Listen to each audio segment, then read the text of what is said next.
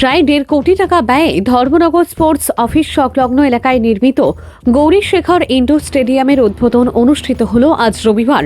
ত্রিপুরা সরকারের যুব বিষয়ক ও ক্রীড়া দপ্তরের মন্ত্রী টিঙ্কু রায় আনুষ্ঠানিকভাবে স্টেডিয়ামের উদ্বোধন করেন। উদ্বোধনী উপলক্ষে গাছের গোড়ায় জলসেচের মাধ্যমে অনুষ্ঠানের সূচনা করা হয়। এই দিনের উদ্বোধনী অনুষ্ঠানে উপস্থিত ছিলেন উত্তর ত্রিপুরা জেলা পরিষদের সভাধিপতি অপরনাথ, তাছাড়া সহকারী সভাধিপতি ভবতোষ দাস, উত্তর ত্রিপুরা জেলার জেলাশাসক চাঁদনী চন্দ্রন, জেলা পুলিশ সুপার অভিনাশ রায় সহ প্রশাসনের একাধিক আধিকারিক ও বিশিষ্ট জনেরা। তবে আনন্দঘন এই উদ্বোধনী অনুষ্ঠানের মাঝেই দেখা দেয় বিতর্ক। অভিযোগ, অনুষ্ঠানের সাংবাদিকদের জন্য নির্ধারিত আসন দখল করে বসেন ধর্মনগর পৌর পরিষদের একাংশ কাউন্সিলর ও শাসক দলের কিছু নেতৃত্ব। ফলে সংবাদ সংগ্রহে আসা সাংবাদিকদের বসার জায়গা না থাকায় তাদের দাঁড়িয়েই পেশাগত দায়িত্ব পালন করতে হয়। এই ঘটনাকে ঘিরে অনুষ্ঠানস্থলে সাংবাদিক মহলে অসন্তোষ ও ক্ষোভ প্রকাশ পায়। বিষয়টি নিয়ে মন্ত্রী টিঙ্কু রায়ের প্রতিক্রিয়া জানতে চাইলে তিনি বলেন, এই অনুষ্ঠান যারা পরিচালনা করছে তারাই বিষয়টি জানে।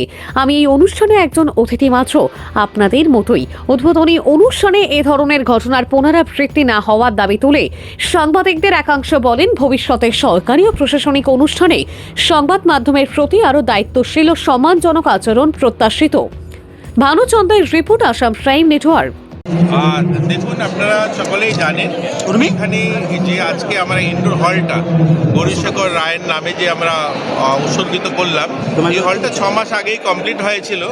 আমাদের ধর্মনগরের যিনি বিধায়ক তথা ত্রিপুরা বিধানসভার মাননীয় অধ্যক্ষ, উনি অসুস্থ হওয়ার কারণে আমরা উদ্বোধন করতে পারিনি। ওনার জন্য অপেক্ষায় ছিলাম যে উনি সুস্থ হয়ে আসলে উদ্বোধন হবে।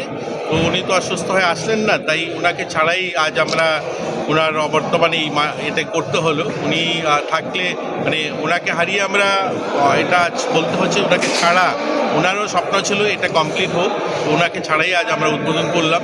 যাই হোক, এই হলটা হওয়ার কারণে আমাদের এখানকার যারা ছেলেমেয়েরা যোগা বা জিমন্যাস্টিক বা ব্যাডমিন্টন যারা খেলোয়াড়রা আছে, যারা বাইরে যে খেলাগুলো হয় না ইনডোরে করতে হয়, তাদের জন্য সুবিধা হলো।